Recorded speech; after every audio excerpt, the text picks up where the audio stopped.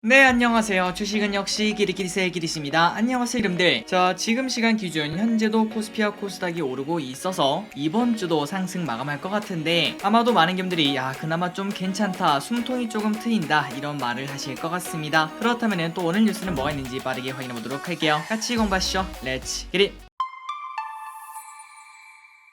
첫 번째 소식입니다. 돈나무가 얼마 전에 코인베이스를 손절했다, 그런 소식이 나왔었는데 야, 이게 돈반꿀이라고 해야 되나요? 아니면은 캐반꿀이라고 해야 되나요? 손절하자마자 코인베이스가 무려 30%나 폭등을 하고 있다고 합니다. 그 이유를 한번 살펴보도록 할게요. 자, 코인베이스, 우리가 알고 있는 그 기업 맞습니다. 그 기업이 30%나 폭등했다고 하는데요. 돈나무 언니가 지난번에 1000억 정도 손절했다고 밝혀진 이 코인베이스가 왜 갑자기 이렇게 급하게 올랐나 봤더니 세계 최대 자산 운용사 블랙록과 파트너십을 체결했다, 이러한 소식이 나왔다고 합니다. 그러니까 투자자들 사이에서는 야, 블랙록이 아무것도 없이 이렇게 들어오진 않을 거다, 그리고 지금 코인 시장이 조금 많이 떨어졌는데 지금이 바로 저점 근처라고 생각하는 거 아니겠냐, 이러한 기대감이 나오면서 주가가 급등한 걸로 풀이가 되고, 그리고 그냥 단순히 큰 돈이 아니라 블랙록이라고 하는 이름값이 매우 크다 보니까 기대감 또한 크다고 볼 수 있겠죠. 그런데 지금 급등세가 조금 너무나 심하기 때문에 밈주식이 나타내는 그러한 특징도 현재 나타내고 있다고 합니다. 그 말인즉슨 주가가 급등할 수도 있겠지만 동시에 급락할 수도 있는 그러한 변동성이 커질 수 있어서 투자자들의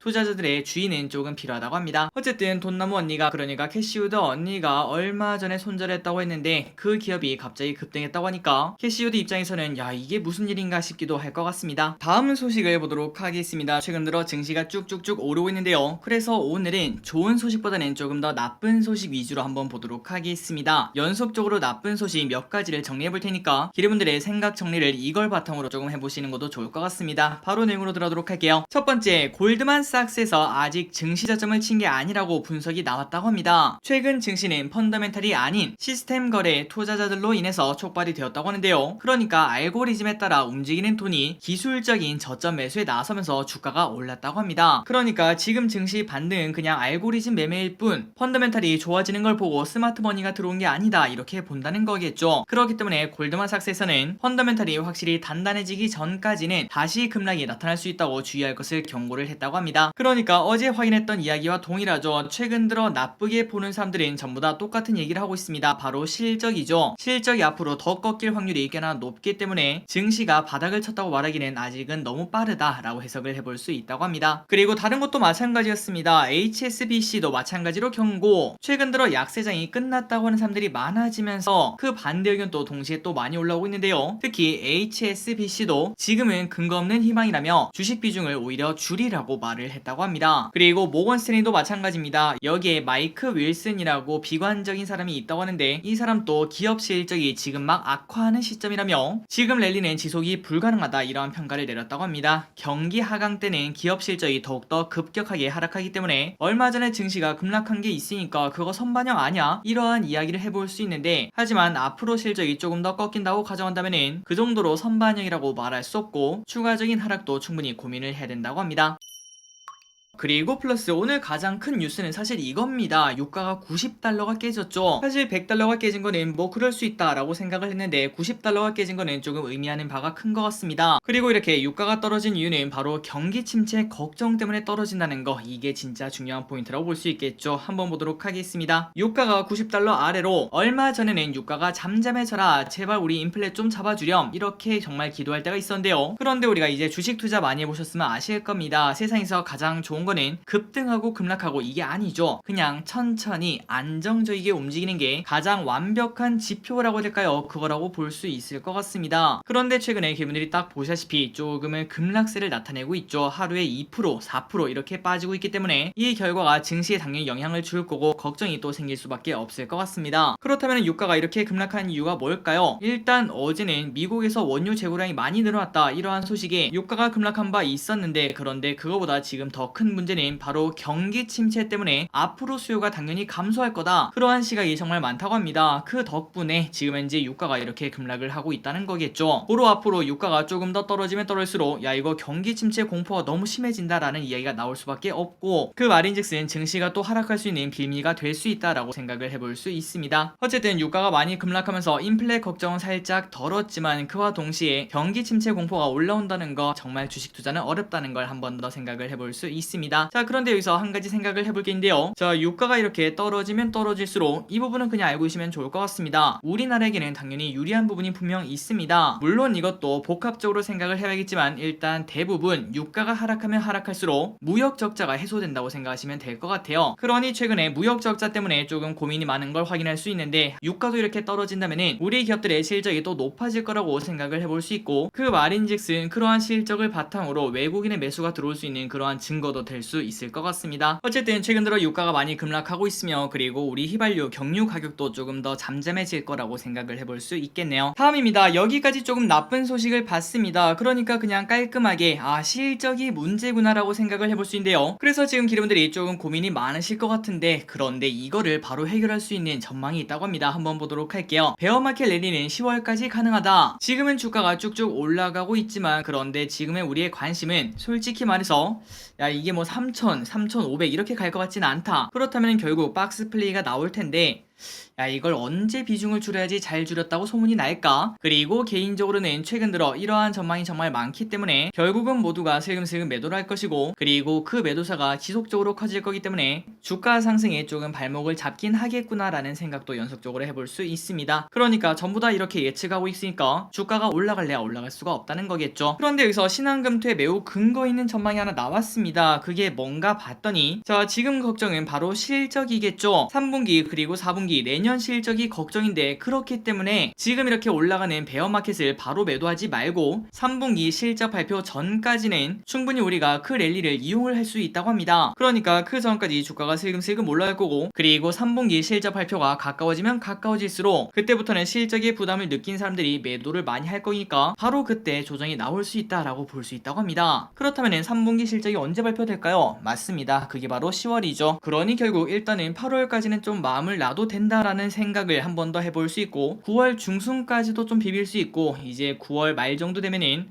슬금슬금 좀 매도를 해볼까 라는 생각은 연속적으로 해볼 수 있겠네요. 물론 시간이 지나면 지날수록 앞으로의 실적이 정확해지기 때문에 지속적으로 이러한 시각은 바뀔 수 있겠으나, 하지만 지금 봤을 때는 충분히 9월 초까지는 이러한 랠리를 즐겨도 된다라고 볼 수 있다고 합니다. 그리고 플러스 신한금투는 이렇게 얘기했는데요. 지금 이렇게 단기간으로 우리가 랠리를 즐겨야 되니까 이때 관심있게 볼 주식은 뭐가 있는가 봤더니 바로 성장주 위주로 공부를 하라고 합니다. 특히 그 안에서도 2차전지와 헬스케어를 관심있게 보라고 하니까 한번 기름들 공부해보시면 좋을 것 같습니다. 개인적으로 신한금투의 뷰가 조금 마음에 들었습니다. 저 길이 또 일단은 8월까지는 쭉 들고 가다가 9월 되면은 그때 이제 실적을 하나둘씩 체크하고 슬금슬금 매도를 고민을 해봐야 될 것 같습니다. 지속적으로 같이 공부하도록 할게요. 다음입니다. 이제 다른 뉴스를 확인해보도록 하겠습니다. 네이버 분기 매출 2조 원을 돌파를 했다는 소식입니다. 자, 네이버는 2분기 매출이 2조 458억 원으로 지난해 동기 대비 23%나 증가했다고 밝혔습니다. 그리고 매출이 이렇게 2조가 넘은 것은 라인이 소프트뱅크와 통합한 후 처음이라고 합니다. 하지만 오늘 주가는 살짝은 하락하고 있지만 여전히 상승 추세라고 일단은 생각을 해볼 수 있겠죠. 과연 121선 여기를 뚫고 갈 수 있는지 이 부분을 우리가 관심있게 봐야 될 것 같습니다. 그리고 플러스 실적을 조금만 더 정확하게 보자면은 전체적인 사업이 성장을 했다고 하며, 그리고 웹툰 글로벌 거래액은 전년비 20%나 증가해서 기대감을 여전히 많이 가지고 있다, 이렇게 볼 수 있다고 합니다. 개인적으로 웹툰 시장은 갈수록 성장할 수밖에 없다고 생각합니다. 일단 가장 확실한 이유는 바로 웹툰 너무 재밌기 때문이죠. 하루에도 수백, 수천, 수만 개의 웹툰이 쏟아지는 걸 확인할 수 있는데, 그 와중에 내 취향이 하나도 없다는 건 말이 안 될 것 같습니다. 그렇기 때문에 영화, 드라마 이런 것처럼 당연히 웹툰 시장도 앞으로 커질 수밖에 없다라고 개인적으로 생각하고 있습니다. 다음입니다. LCC의 미래는 밝은가? 자, 참고로 LCC가 뭘까요? 저비용 항공사라고 생각하시면 될 것 같습니다. 그러니까 예를 들어 제주항공, 진에어, 티웨이 이러한 항공사를 들 수 있겠죠. 이러한 기업들은 지금 현재 어떤 상황인지 한번 보도록 하겠습니다. 자, 그나저나 비행기 사진을 보니까 어제 영화 봤던 게 떠오릅니다. 비상선언. 그냥 갑자기 이거를 말씀드리고 말씀드리고 싶어서 비상선언의 후기를 간단하게 말씀드리자면은 영화가 좀 특이해요. 여러분들이 네이버에다가 비상선언을 친 다음에 그리고 거기에 평가를 읽으시면은 거의 대부분이 야 전반부는 최고인데 후반부는 졸작이다. 완전 용두사미의 끝판왕 영화다. 전반전에 3골을 넣어서 야 진짜 대박이다 라고 생각을 했는데 후반전에 4골 먹히는 영화 이러한 평가가 있는 걸 확인할 수 있는데요. 저기 또 그러한 평가를 딱 보고 나서 어제 영화를 딱 봤는데 진짜 진짜로 완전 똑같은 걸 확인할 수 있었어요. 그런데 여기서 중요한 거는 진짜 앞부분 한 1시간 정도 되는 것 같습니다. 그 시간 동안 몰입도는 올해 봤던 영화 중에 가장 좋다라고도 저는 말씀드리고 싶습니다. 그러니 기분들이 만약에 이 영화를 보러 가신다면은 딱 이 마인드로 가시면은 진짜 재밌게 볼 수 있을 것 같아요. 기분들이 영화관을 딱 가신 다음에 1시간까지만 보시고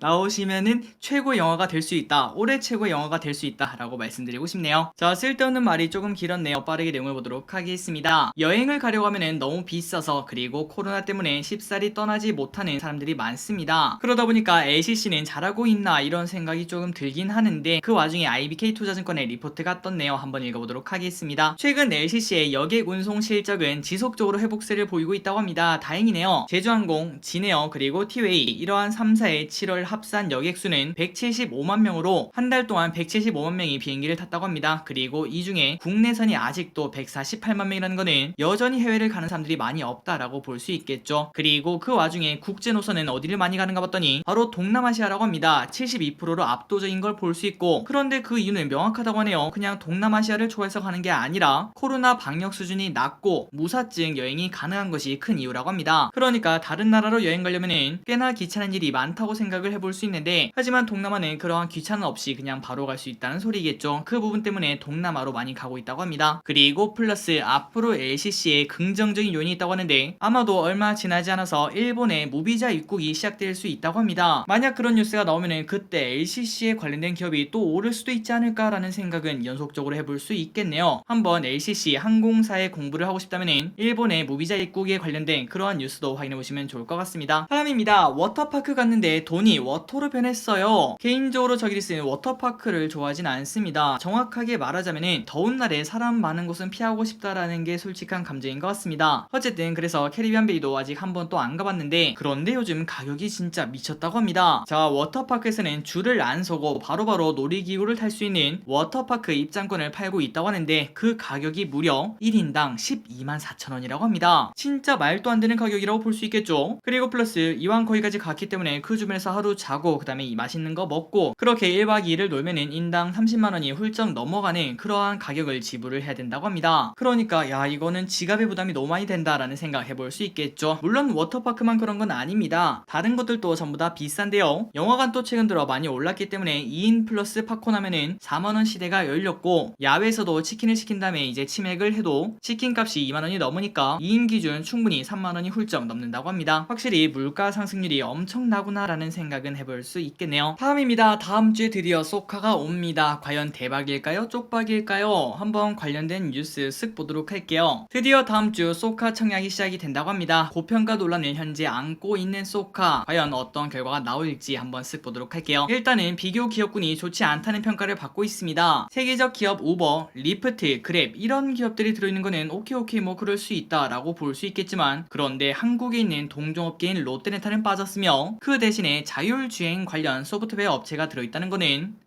야 이거는 솔직히 소카가 자율주행이랑 뭔 상관인데 이러한 소프트웨어가 들어간 거는 당연히 고평가를 위한 꼼수 아니냐 이런 얘기가 나온다고 합니다. 그렇기 때문에 우리가 지난번에 공부했다시피 이러한 고평가 논란은 전혀 피해갈 수가 없을 것 같은데 하지만 소카 입장에서도 충분히 할 말이 있다고 합니다. 올해부터는 일단 흑자 전환이 예상이 된다고 하며 그리고 소카는 카쉐어링 업체입니다. 렌탈이랑은 조금은 다르다고 생각을 해볼 수 있겠죠. 그런데 그 카쉐어링 점유율이 80%나 차지하고 있기 때문에 충분히 우리는 높은 가치 받을 수 있습니다 라고 말하고 있다고 합니다. 그리고 소카 입장에서도 일단 노력을 많이 하는 모습을 나타내고 있습니다. 일단 소카에는 구주 매출이 없는 걸 확인할 수 있고 그리고 이러한 고평가 논란이 분명 존재하고 있지만 할인율도 꽤나 높은 편이라고 합니다. 우리가 공모주를 보면 평균적으로 할인율이 한 30% 정도 되잖아요. 그런데 이 기업 소카는 31%에서 48%이 정도까지 범위를 늘려놨기 때문에 나름 소카 입장에서는 그래도 우리는 최선을 다했다라는 평가를 받을 수 있다고 합니다. 과연 기관 스위치 결과 어떻게 나올지 다음 주에 나올 것 같습니다. 같은데 그게 나오면 우리가 청약을 할지 말지 정확하게 말할 수 있겠죠. 일단은 내일 조금 더 정확하게 공부해서 토요일날 영상에 올려드리도록 하겠습니다.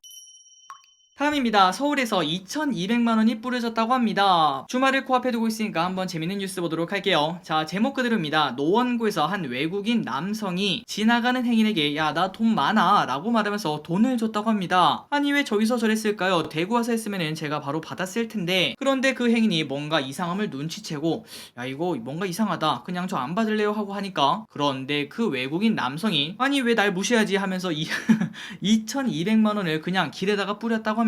그리고 난 다음에는 정말 놀랍게도 돈을 줍는 게 아니고 현장을 떠났다고 하는데, 거기서 끝인가 봤더니 조금은 이상하죠. 바로 신고를 또 했다고 합니다. 바로 경찰에게 돈을 잃어버렸습니다 라고 말하면서 신고를 했고, 그리고 경찰은 또 신고를 받았으니까 열심히 돈을 찾아야 되지 않겠습니까? 그런데 중요한 거는 바로 여기서 그 2,200만원을 전부 다 찾았다고 합니다. 솔직히 신기하지 않나요? 만원짜리 하나는 충분히 없어질 만한데, 그런데 그 노원구 주민이라고 볼 수 있겠죠. 그 사람들은 그 돈을 하나하나 다 주워서 경찰에게 돌려줬다고 합니다. 이런 거 보면은 야, 역시 한국이다, 바퀴 두 개만 달린 게 아니면은 전부 다 없어지지 않는 그러한 한국이라고 볼 수 있습니다. 아, 그리고 참고로 이 외국인 남성은 혹시 마약했나 해서 마약 검사도 했는데 마약 검출이 나오지 않았다고 하며, 지금은 이제 정신적으로 살짝 불안한 거 아닌가 라고 볼 수 있다고 합니다. 다음입니다. 오늘 다누리가 발사 성공했습니다. 오늘 오전 8시 발사한 다누리 9시 40분에 지상국과 교신까지 성공을 했다고 하며, 그리고 이제 지금부터 다누리는 약 38만 킬로미터 떨어진 달로 향한 여정을 시작을 하는데, 그냥 직선으로 쭉 날아가 했더니 그게 아니네요. 태양 쪽에 먼 우주로 156만 킬로까지 갔다가 다시 돌아오는 그러한 길을 타고 온다고 합니다. 그래서 이거를 뭐라고 하는가 봤더니 바로 탄도형 달 전이 방식 궤적이라고 하는데, 저기를 쓴 머리털라고 처음 들어보는 단어지만 어쨌든 이러한 궤적이라고 하며, 이를 사용해서 달까지 가는데 지금부터 5개월 정도가 걸린다고 합니다. 그래서 아직까지는 성공했는지 아닌지 그거를 정확하게 알 수 없으며 연말이 되어야지 그 성공 여부를 확실하게 알 수 있다고 합니다. 당연히 성공하겠죠. 다음입니다. 머스크의 경제 전망을 한번 보도록 하겠습니다. 맞습니다. 일론 머스크, 그 사람이 경제 전망을 했다고 하는데, 자, 일론 머스크가 주주총회에서 예측하기 매우 어렵지만 인플레는 이미 정점을 친 걸 볼 수 있다고 하며, 다만 완만한 경기 침체가 18개월 정도 이어질 수 있다 이렇게 말했습니다. 그러니까 심각하진 않지만 그래도 경기 침체가 좀 길어질 수 있다 이렇게 본다는 거겠죠. 뭔가 개인적으로는 믿음이 가진 않지만 믿음이 또 가는 그러한 애매한 포지션의 머스크의 말이지만, 어쨌든 이런 생각을 아마도 많은 분들이 하고 계실 거라고 생각합니다. 그리고 머스크는 주주총회에서 이렇게 말했습니다. 2030년까지는 연간 2천만 대 차량을 생산하는 게 목표라고 합니다. 진짜 엄청난 생산 능력이라고 볼 수 있겠죠. 그리고 이를 위해서는 공장이 12개 정도 필요하다고 하는데, 과연 테슬라는 일론 머스크의 꿈을 달성을 해줄 수 있을지, 그렇다면 지금보다 주가는 또 훨씬 더 올라갔을 거라고 생각을 해볼 수 있겠네요. 다음입니다. 삼성전자 폴드4가 출시가 된다고 합니다. 삼성전자는 오는 10일 갤럭시 Z 폴드4와 플립4를 공개를 한다고 합니다. 얼마 남지 않았죠. 그래서 그 기대감이 현재 존재하고 있으며, 그리고 9월에는 애플이 새로운 아이폰을 공개할 것으로 보인다고 합니다. 참고로 아이폰은 14가 출시가 되며 애플워치도 새롭게 출시 예정이라고 하며, 그리고 신기한 거는 이번에 나오는 갤럭시 제품은 한 전화기로 2개의 전화번호를 가질 수 있다고 합니다. 뭔가 사업하시는 분들에게는 정말 좋은 기능이라고 생각을 해볼 수 있습니다. 그거를 타겟팅한 게 아닌가라고도 볼 수 있겠네요. 지난번에도 핸드폰 바꾼다고 하다가 아직까지 못 바꿨지만 이번에는 꼭 바꾸도록 하겠습니다. 이제는 제 핸드폰이 충전도 잘 안 되더라고요. 다음 소식입니다. 내년 최저임금이 고시가 되었습니다. 9,620원. 정부가 내년도 시간당 최저임금을 9,620원으로 고시했습니다. 지난해보다 460원 상승했고요. 그리고 이를 바탕으로 월급으로 환산 시 주 40시간 기준 201만 580원을 받을 수 있다고 합니다. 아마 내년 혹은 내후년에는 최저임금이 만원을 돌파하는 그거를 우리가 볼 수 있지 않을까라고 볼 수 있겠네요. 다음 소식입니다. 민간 우주여행이 미뤄지고 있다. 작년 중순, 작년 말에 그때 민간 우주여행 갔던 거 기억나시나요? 아마도 기억나실 거라고 생각해요. 최초로 민간 우주여행을 다녀왔던 버진 갤럭틱이 그런데 아직도 상업 우주여행을 하지 못하고 있다고 합니다. 그리고 이번에는 지속적으로 연기를 하다가 또 연기를 했기 때문에 시간의 거래소도 10%나 넘게 하락하고 있으며 이미 세 번째 연기를 하는 중이라서 불만도 커지고 있다고 합니다. 그렇다면 그 이유가 중요하겠죠. 연기 이유가 뭡니까? 라고 딱 봤더니 특정 재료에 강도의 문제가 생겼다. 아, 이거는 당연히 미뤄야죠. 죽을 수도 있습니다. 다만 벌써 1년 넘게 미루고 있다는 거는 조금은 아쉽다라는 생각 해볼 수 있겠죠. 야, 버진 갤럭틱 기술력이 좀 부족한 거 아니냐, 이러한 불만은 분명 나올 수 있을 것 같습니다. 다음입니다. 먹튀 논란 에바종. 자, 이런 뉴스가 오늘 많이 뜨더라고요. 그래서 에바종이 뭐야 하고 네이버에 딱 쳐봤는데 호텔 예약 사이트라고 합니다. 그러니까 호텔스 컴바인 그리고 여기어때 그런 회사라고 볼 수 있겠죠. 그런데 이 친구가 사람들에게 돈을 받고 호텔에게는 돈을 주지 않는 그러한 먹튀를 현재 하고 있다는 논란이 발생하고 있다고 합니다. 그리고 에바종의 논란은 갈수록 커지고 있다고 합니다. 분명 객실 자리가 없는데도 예약을 받는 경우도 발생을 하고 있으며 누가 봐도 먹튀하려고 하는 거 아니냐 이런 얘기 나올 수 있겠죠. 그리고 플러스 여기에서는 조금 특이한 상품을 팔았다고 합니다. 500만원대의 호텔 패스를 사면은 6개월 내내 아무 호텔이나 이용할 수 있는 그러한 패스권을 줬다고 하는데 그 역시 호텔 측과는 무관하고 이 패스를 산 다음에 호텔에서 딱 며칠 지내고 나왔더니 호텔에서 잡더랍니다. 그래서 저를 왜 잡습니까? 라고 물어봤더니 바로 결제가 안 됐다고 하죠. 그러니까 몇백만원짜리 호텔 패스가 무용지물이었다 이러한 말을 하는 피해자도 많아지고 있다고 합니다. 어쨌든 여러분들 혹시나 에바종이라는 사이트를 사용을 하셨거나 혹시 지금 사용하고 계시다면 이러한 논란이 진짜인지 그런 것들을 한번 확인해 보시면 좋을 것 같습니다. 오늘의 기업을 보도록 하겠습니다. 스튜디오 드래곤. 자, 요즘은 콘텐츠가 기대감이 좋다고 합니다. 주가도 슬금슬금 많이 오르고 있죠. 그리고 한류라는 단어를 요즘은 안 쓰는 것 같지만 한류의 힘이 아닐까라는 생각해 볼 수 있습니다. 그래서 유진투자증권은 스튜디오 드래곤의 실적 기대감이 좋다며 목표가를 11만원으로 상향을 했다고 합니다. 지금 주가 대비 큰 폭의 상승을 기대한다는 거겠죠. 자, 스튜디오 드래곤은 2분기 실적도 좋았고 그리고 하반기 대작 기대감도 있습니다. 또한 하반기에는 넷플릭스와 재계약이 있는데 지금 예상으로는 충분히 우호적인 계약을 할 수 있을 것으로 보이며 그리고 그 이유는 다른 OTT와의 경쟁 때문에 넷플릭스가 몸이 달았다고 볼 수 있다는 거겠죠. 그리고 실적 컨센을 보시면 지속적으로 크게 성장하는 걸 볼 수 있습니다. 연평균 10%씩 성장을 하고 있기 때문에 충분히 주가 상승 기대감이 있다고 볼 수 있는데 하지만 개인적으로는 지금 가격이 무조건 싸다고 말하긴 조금 어렵다고 생각합니다. 지금 포가 34, 내년이 28, 내후년이 25로 몇몇 투자자들은 지금 가격이 적정한 가격 아닌가 이러한 평가도 내릴 수 있을 것 같습니다. 그러니 여러분들도 스튜디오 드래곤을 앞으로 어디까지 성장할 수 있을지 그리고 펄을 40, 50 이렇게 받아도 될지 그런 부분을 생각해 보시면 좋을 것 같습니다. 자, 오늘의 공부 여기까지 끝났습니다. 항상 이렇게 같이 공부해서 진심으로 감사합니다. 지금까지 기리셨습니다. 빠이요.